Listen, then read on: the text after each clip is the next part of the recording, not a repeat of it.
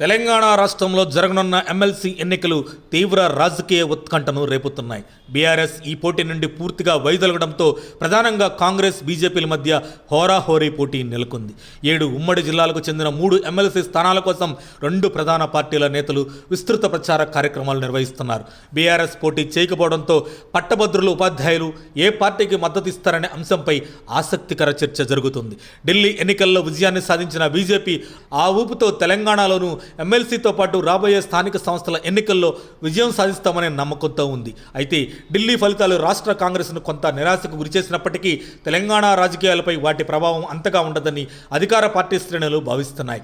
బీజేపీకి వ్యతిరేకంగా ప్రభుత్వ పథకాల ప్రాధాన్యతను చూపుతూ కాంగ్రెస్ తన ప్రచారాన్ని మరింత ముమ్మరం చేస్తుంది.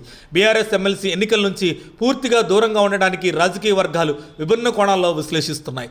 లిక్కర్ స్కామ్, ఫామ్ హౌస్లో ఎమ్మెల్యేల కొనుగోలు వివాదాలు బీఆర్ఎస్పై తీవ్ర ప్రభావం చూపించాయి. ముఖ్యంగా కవితకు లిక్కర్ స్కామ్లో కీలక భూమిక ఉందని వచ్చిన ఆరోపణలతో పార్టీ నడిపించే విధానం ప్రశ్నార్థకంగా మారింది. బీజేపీతో కేసీఆర్ రహస్య ఒప్పందం కుదుర్చుకున్నారనే ప్రచారం కూడా జరుగుతుంది.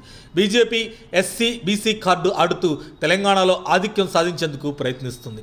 మరోసారి రాజ్యసభ సీటు ఇవ్వటం, మాదిగ నాయకుడు మందకృష్ణ మాదిగకు పద్మ అవార్డు రావటం రాజకీయంగా ప్రాధాన్యత సంతరించుకున్నాయి. బీఆర్ఎస్ బీజేపీకి సహకరించి కాంగ్రెస్కు ఎదురుగా నిలవాలనే వ్యూహంతో ఉందన్న అనుమానాలు వ్యక్తమవుతున్నాయి. ఇప్పటికే బీఆర్ఎస్ పాలనపై పట్టభద్రులు, ఉపాధ్యాయుల్లో వ్యతిరేకత పెరిగిన సంగతి తెలిసిందే. ఉద్యోగ నోటిఫికేషన్ల జాప్యం, ఉపాధ్యాయ సమస్యల పరిష్కారం లేకపోవడం ఈ వర్గాల మనస్తత్వంపై ప్రభావం చూపే అవకాశం ఉంది. బీఆర్ఎస్ ప్రత్యక్షంగా పోటీ చేయకపోయినా బీజేపీకి మద్దతుగా నిలిస్తే అది కాంగ్రెస్కు లాభం కలిగించే అవకాశం ఉంది.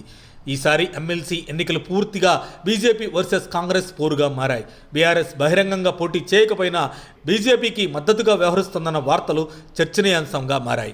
బీజేపీ వ్యూహం ఎంతవరకు పనిచేస్తుందో చూడాలి.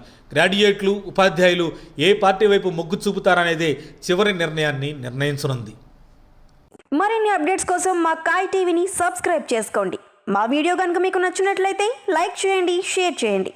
మీ విలువైన అభిప్రాయాలను కామెంట్ బాక్స్లో తెలియజేయండి.